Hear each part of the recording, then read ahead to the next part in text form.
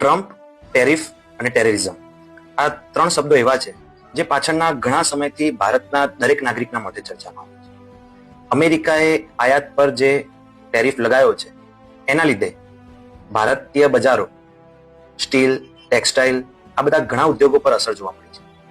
એને લઈને સંસદમાં ઘણો હોબાળો પણ થઈ રહ્યો છે. સંસદ કલાકોના કલાક સ્થગિત પણ થાય છે અને જે રૂપિયાનો વ્યય થાય છે એના વિશે આપણે એક અગાઉ વિડીયોમાં ચર્ચા કરી છે. એક બાજુ દેશ એ ટેરરિઝમ એની તરફ કડક કાર્યવાહી કરી રહ્યો છે, પણ આ ટ્રેડ વોર એના વિશેની લડત કેવી રીતે કરવી? તો એક જ ઉપાય છે, મજબૂત સ્વદેશી ઉત્પાદન.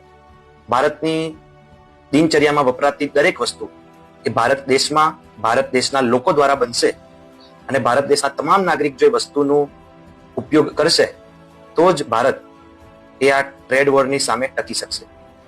કારણ કે અર્થવ્યવસ્થા એ સરહદ પર નહીં પરંતુ દેશની અંદર ચાલે છે.